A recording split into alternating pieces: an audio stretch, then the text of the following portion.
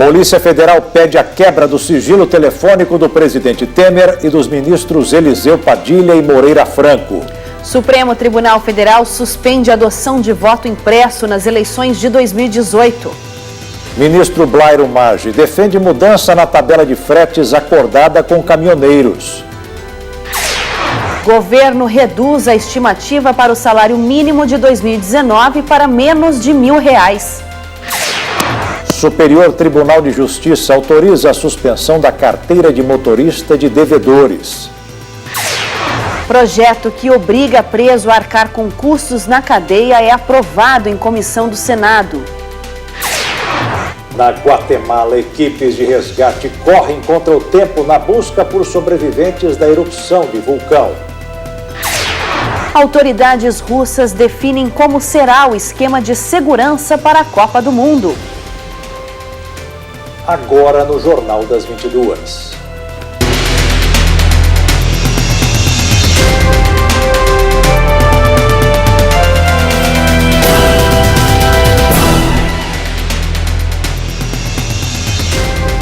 Olá, muito boa noite. Boa noite. A Polícia Federal pediu ao Supremo Tribunal Federal a quebra do sigilo telefônico do presidente Michel Temer e dos ministros mais próximos, Eliseu Padilha, da Casa Civil, e Moreira Franco, das Minas e Energia, referente ao ano de 2014.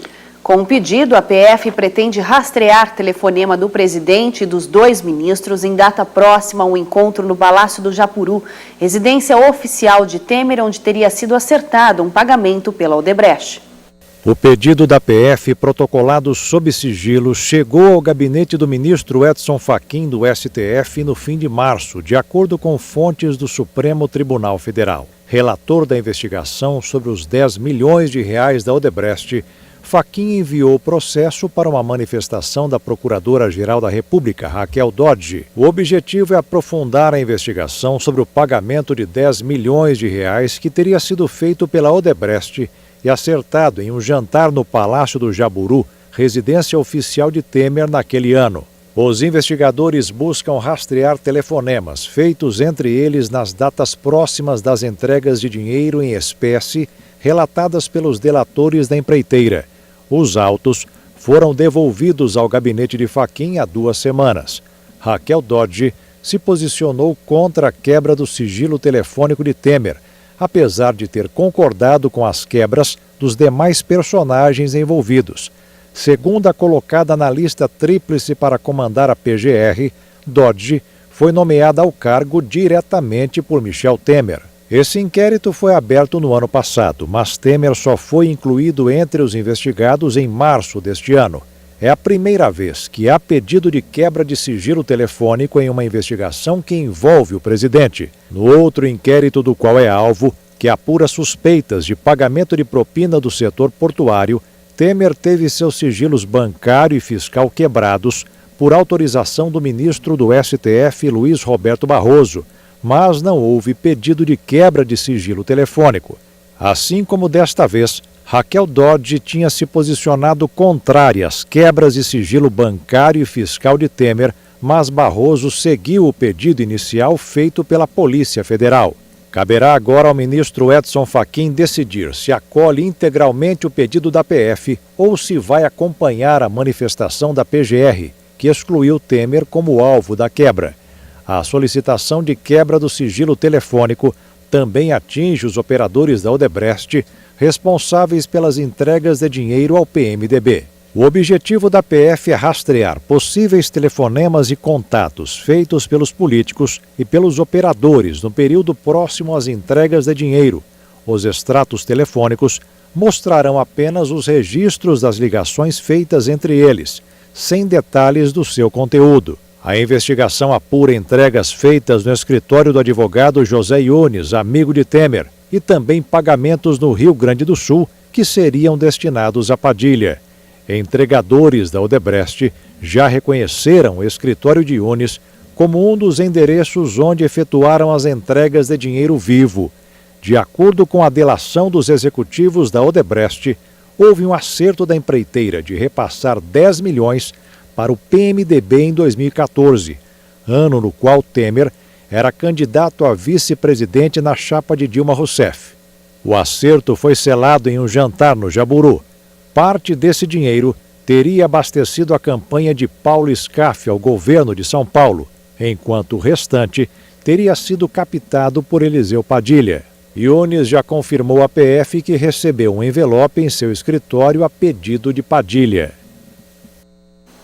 O Palácio do Planalto disse que não vai comentar o pedido da Polícia Federal.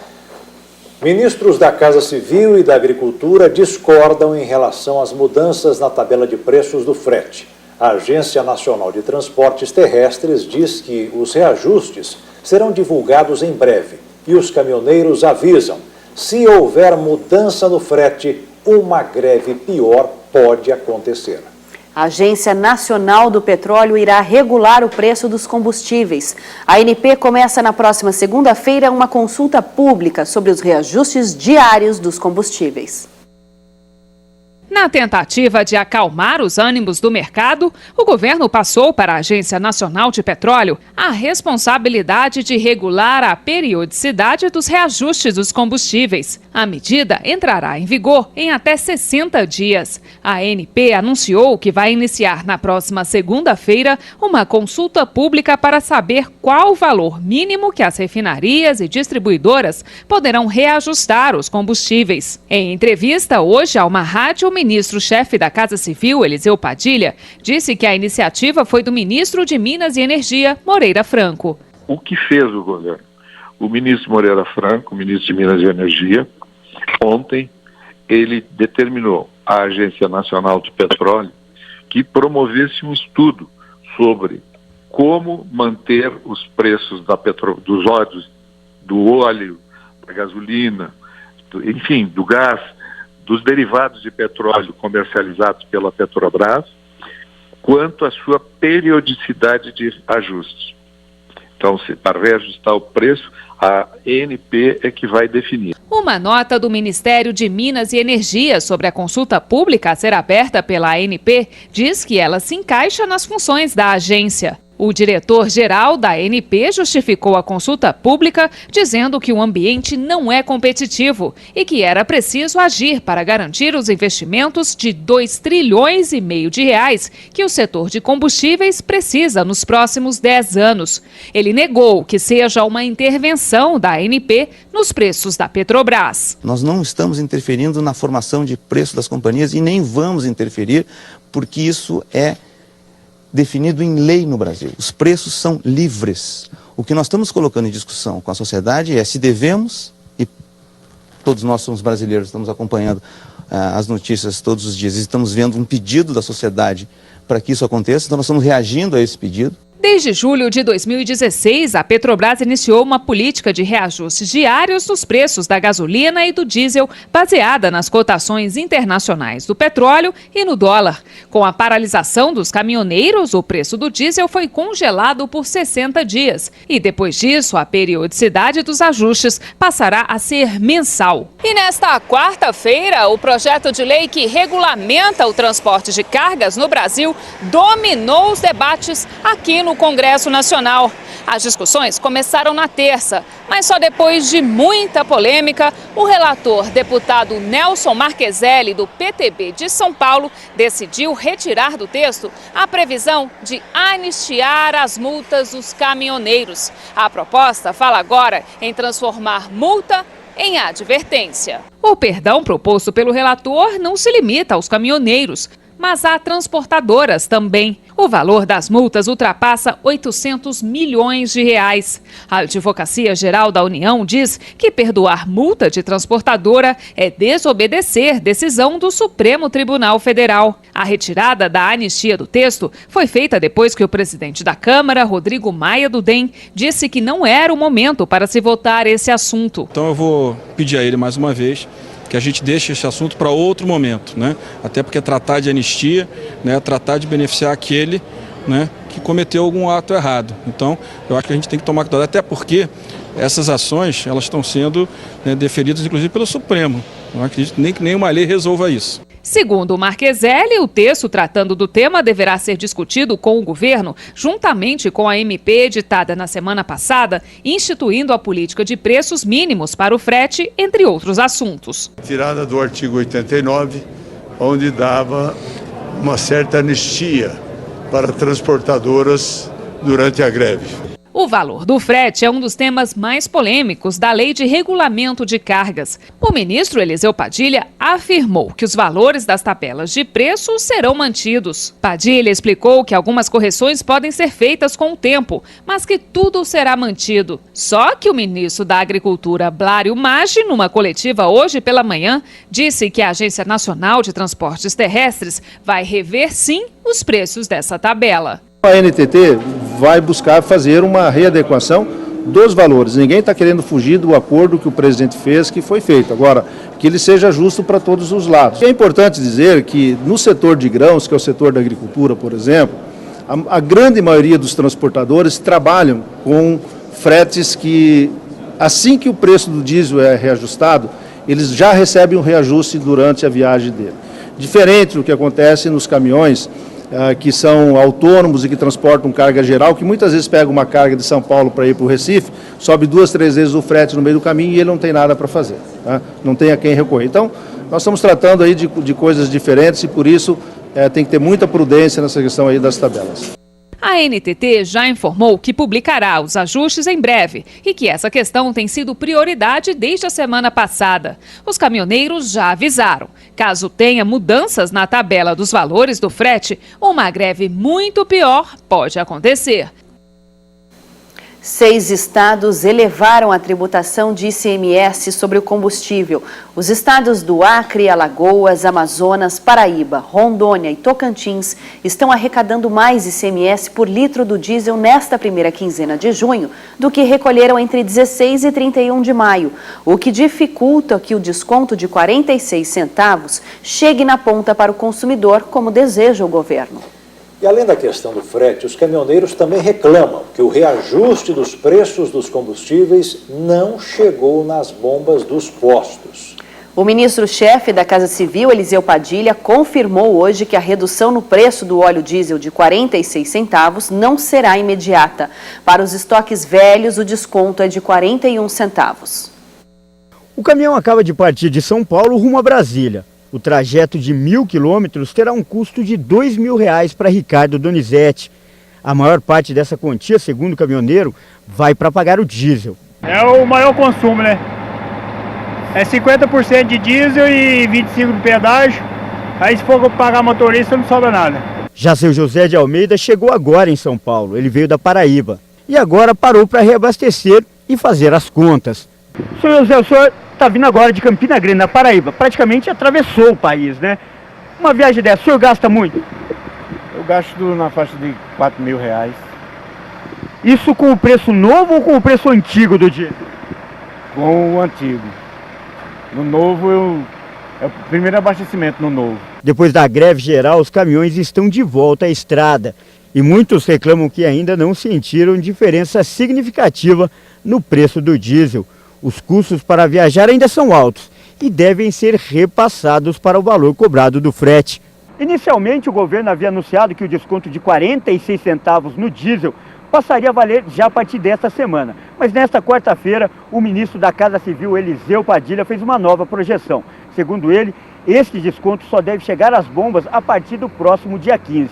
E o motivo, segundo o ministro, é que muitos postos ainda contam com estoques antigos. Por isso, vão vender mais caro. A declaração do ministro foi feita durante entrevista à Rádio CBN. Quanto tempo demora para chegar na ponta? Então essa é a pergunta.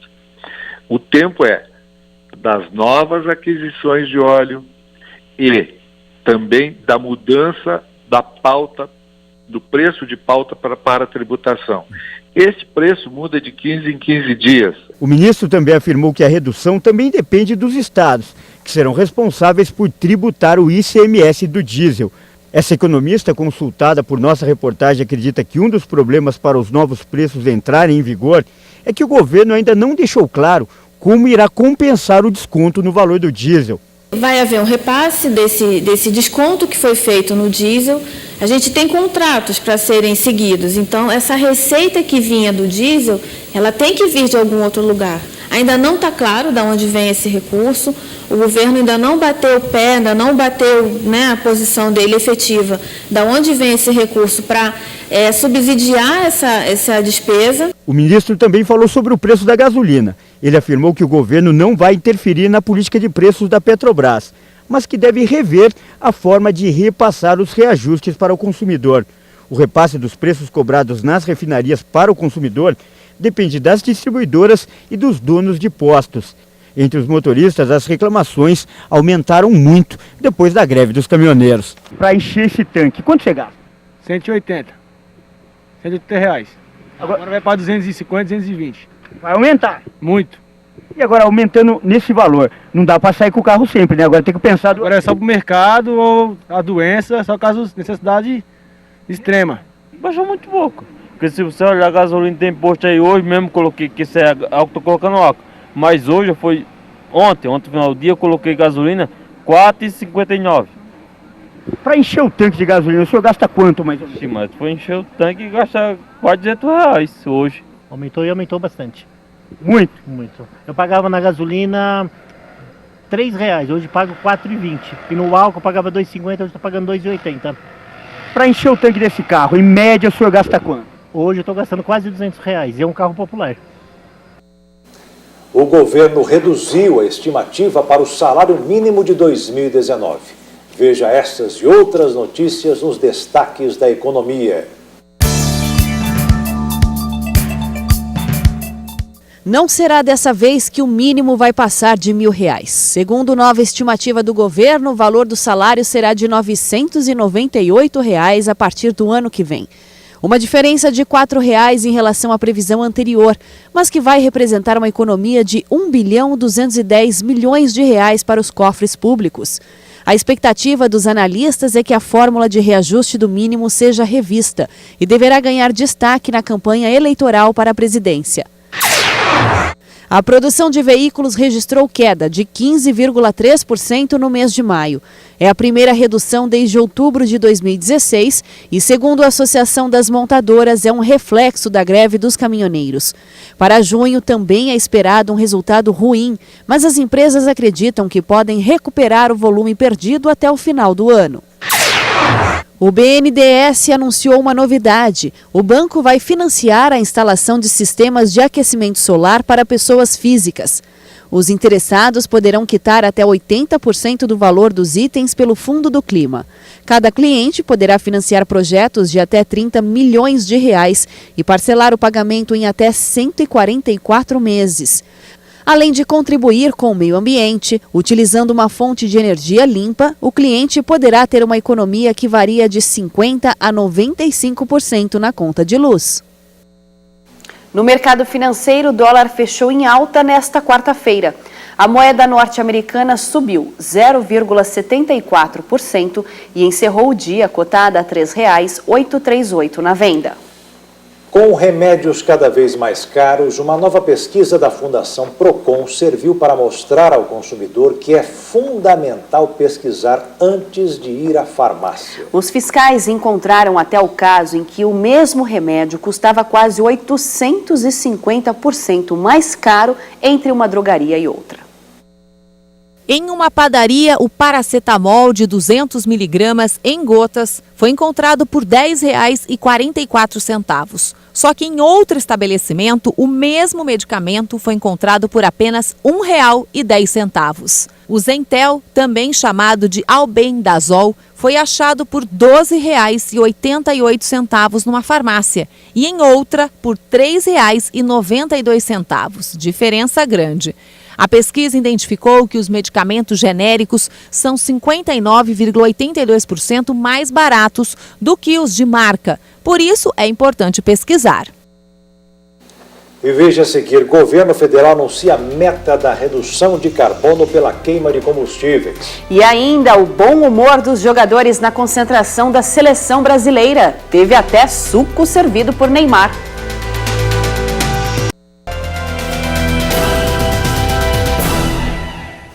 O governo federal anunciou hoje a meta de redução de carbono pela queima de combustíveis. O objetivo é que as novas medidas ajudem a diminuir o aquecimento global.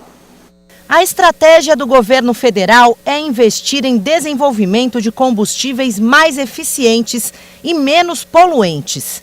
O aumento da produção do biocombustível será uma das medidas para a contribuição do Brasil com a redução de carbono até 2028. O RenovaBio é a consolidação de uma política brasileira revolucionária em combustíveis, reafirma a posição de liderança do Brasil na política internacional de redução das emissões de gases do efeito estufa. O presidente Michel Temer afirmou que o investimento na produção de biocombustível e no RenovaBio irá reduzir a dependência do Brasil em relação ao petróleo. Vamos reduzir, estou repetindo, de 11,5% para 7% a nossa dependência externa de combustíveis, não é? O Brasil estará menos exposto, e esta frase é importante, à variação internacional do preço do petróleo e às flutuações cambiais. Segundo o governo federal, as metas também trazem vantagens econômicas para o país, com o estímulo da produção de combustíveis como o etanol. A expectativa de investimento na área de biocombustíveis é de 1 trilhão e 400 bilhões de reais. E estas metas, vou dizer o óbvio, mas são estímulo à produção de combustíveis mais eficientes e sustentáveis. Ganha o consumidor, com preços mais baixos, como aqui ficou demonstrado, e maior também poder de escolha. Naturalmente ganha toda a sociedade, especialmente com mais segurança energética. Tudo isso com total respeito ao meio ambiente. O ministro de Minas e Energia, Moreira Franco, destacou que o RenovaBio é uma medida que visa um futuro melhor, com mais qualidade de vida. São medidas que não terão efeito amanhã, mas que nos próximos 10 anos, a cada ano, nós vamos ter resultados com o testemunho do compromisso do Brasil de garantir a seus filhos e a seus irmãos no mundo uma qualidade de vida melhor do que a que nós vivemos hoje. O Instituto de Estudos Avançados da USP fez um levantamento da poluição na cidade de São Paulo durante a greve dos caminhoneiros. E o resultado foi que o índice de poluentes no ar caiu pela metade. Do 14º andar, a Catarina tem uma visão privilegiada da cidade de São Paulo. Mas aqui do alto, nem sempre ela consegue enxergar o horizonte, principalmente quando a poluição forma aquela camada de poeira no céu. Nos últimos dias, ela percebeu algo diferente. O tempo estava um pouco mais aberto, como se a poluição tivesse dado uma trégua, mas eu não tenho como dizer isso ao certo, é só uma impressão mesmo, como eu falei. Não foi só impressão da Catarina, não. É que com o tráfego menor de veículos durante a paralisação dos caminhoneiros, respirar na capital paulista realmente ficou muito melhor.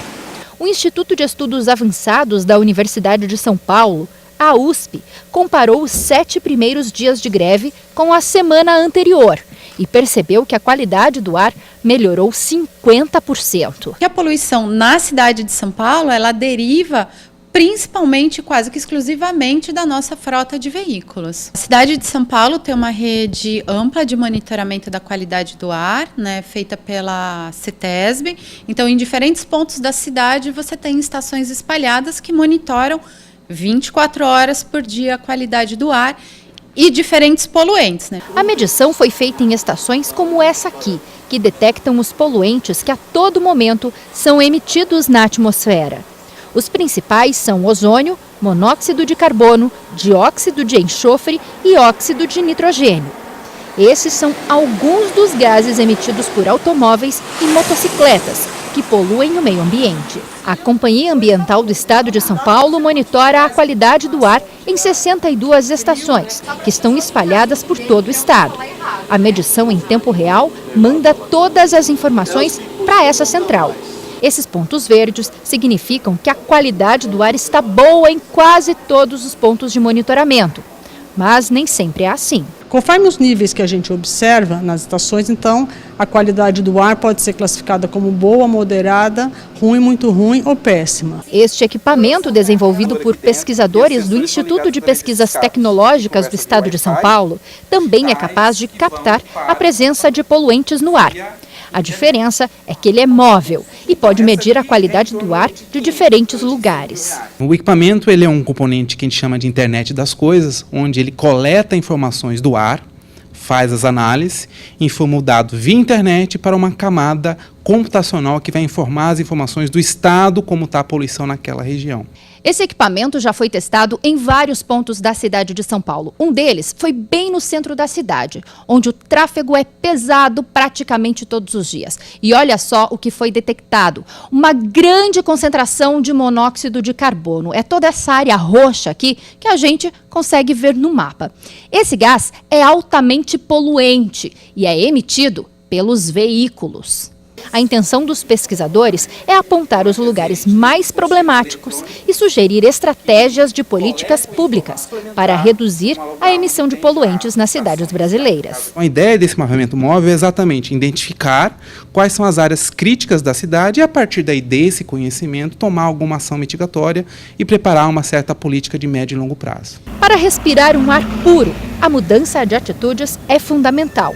Em outros países, já é uma realidade, como conta essa brasileira, que vive em Londres.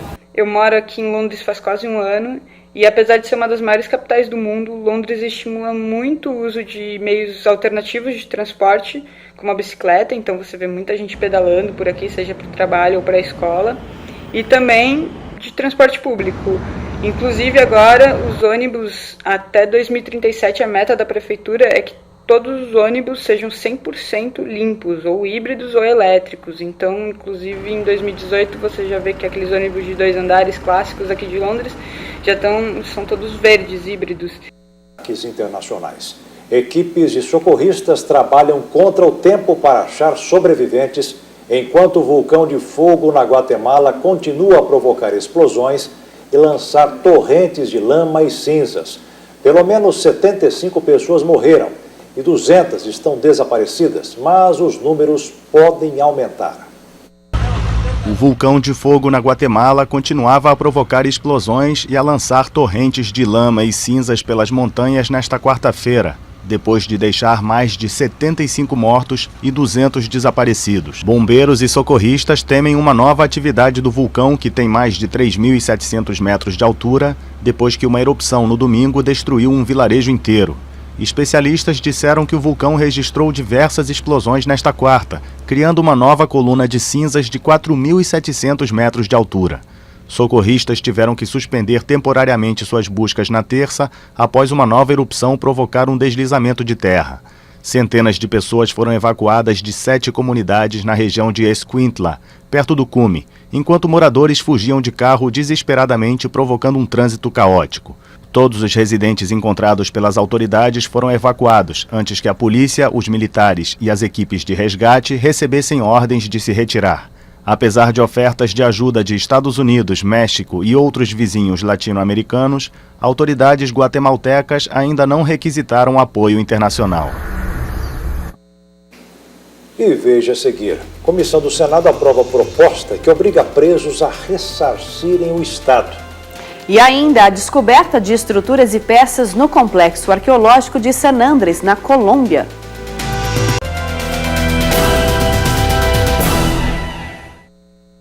A 4ª Câmara Criminal do Tribunal de Justiça de Minas Gerais manteve por 4-1 as condenações do goleiro Bruno e Fernanda Castro no processo pela morte de Elisa Samúdio. O julgamento foi realizado hoje em Belo Horizonte. As defesas dos 2 réus afirmaram que vão recorrer. Bruno Fernandes foi condenado a 22 anos e 3 meses de prisão pela morte e ocultação de cadáver de Elisa Samúdio, mas teve a pena reduzida na segunda instância para 20 anos e 9 meses de prisão. Os desembargadores avaliaram 2 questionamentos das defesas dos réus. Essa é uma questão jurídica e nós entendemos que cabe ao juiz do Tribunal do Júri decidir sobre a expedição, porque era uma consequência do resultado no tribunal do júri.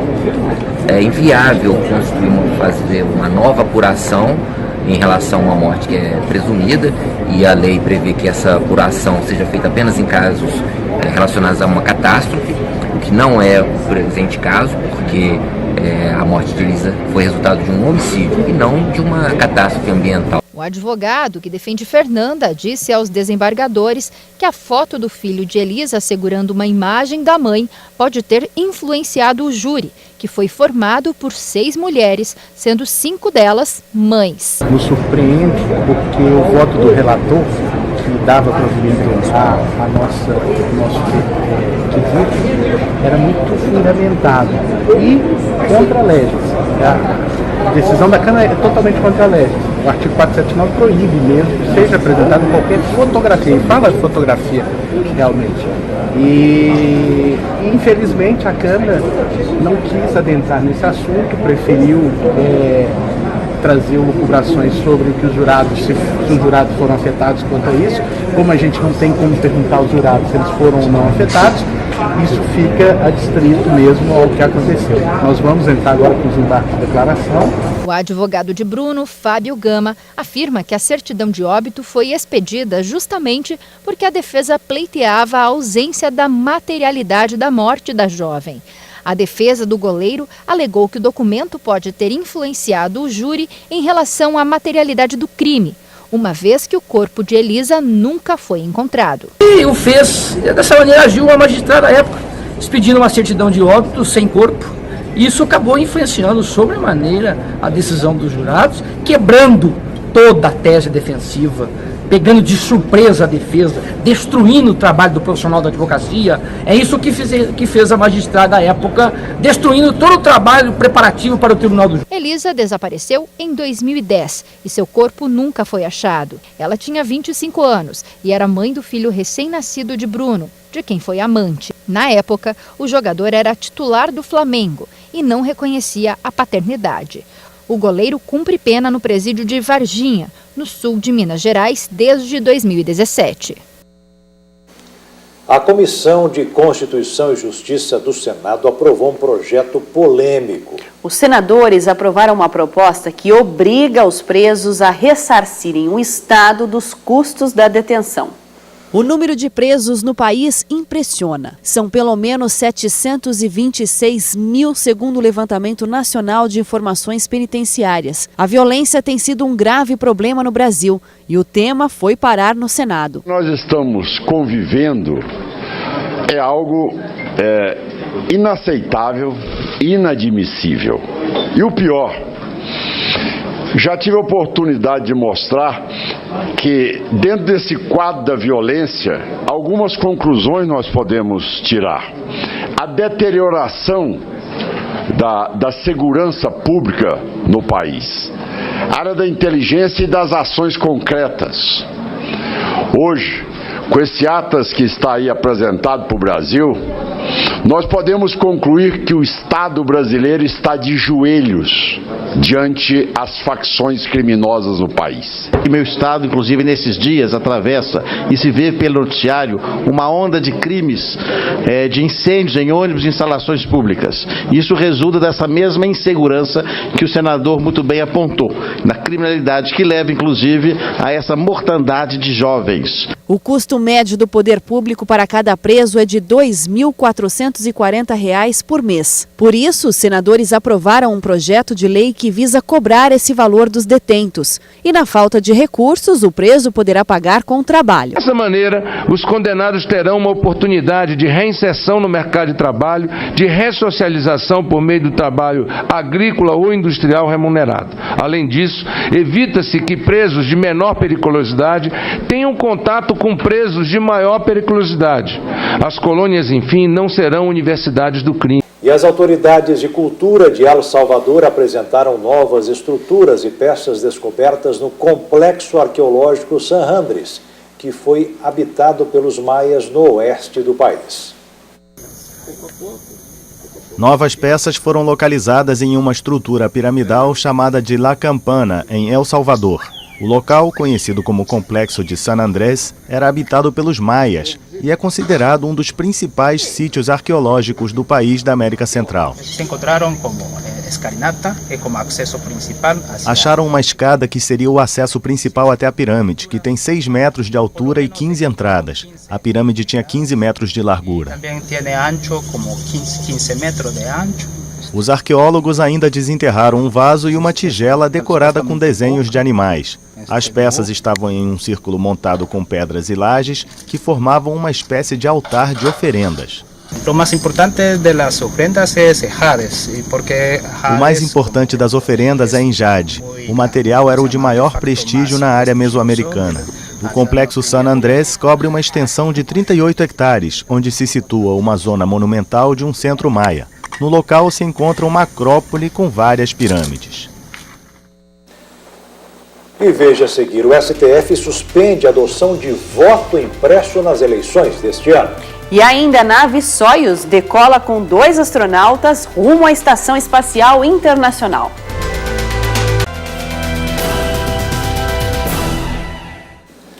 O plenário do Supremo Tribunal Federal decidiu nesta quarta-feira por 8-2 derrubar o voto impresso nas eleições de 2018 para eventual conferência dos resultados da disputa. A maioria concordou com a ação da Procuradoria-Geral da República, que apontou que a medida coloca em risco o sigilo do voto.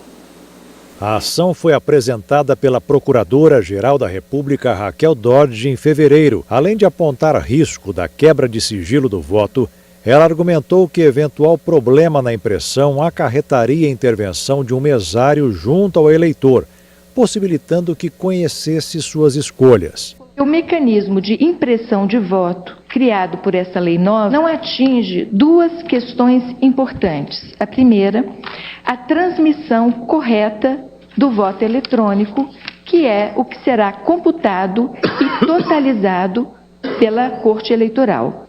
Todavia, essa lei nova repetiu, literalmente, parte daquele texto e parece não ter eliminado os riscos ao sigilo do voto. Primeiro a votar, o relator da ação, ministro Gilmar Mendes, foi contra o pedido da PGR. Ele criticou o voto impresso, argumentando que a apuração eletrônica do TSE é confiável e sujeita à verificação pelos partidos. É possível ao legislador dar maior definição aos meios de cumprimento da norma, desde que forneça os meios necessários. Na falta dessas normas, entendo que a Justiça Eleitoral, o TSE, sempre na perspectiva de diálogo institucional, portanto, em diálogo com o próprio Congresso, poderá colocar em marcha a exigência da impressão do registro do voto. O ministro Dias Toffoli acompanhou Gilmar Mendes, considerando que o voto impresso é prejudicial, mas que cabe ao Congresso definir a questão. A favor de derrubar o voto impresso, o ministro Alexandre de Moraes deu o primeiro voto a favor da ação da PGR. 2 das principais características do voto: o voto sigiloso e o voto livre. A possibilidade, a potencialidade de identificação do eleitor nesse modelo híbrido construído pelo artigo 59A, afeta o sigilo do voto. E, ao afetar o sigilo do voto, permite o aumento de pressões em relação ao eleitor para que ele vote no sentido A ou sentido B. Consequentemente, afeta a segunda característica, que é a liberdade do voto. Ele foi acompanhado pelos ministros Luiz Roberto Barroso, Luiz Edson Fachin, Marco Aurélio Mello, Rosa Weber, Ricardo Lewandowski, Celso de Mello e Carmen Lúcia.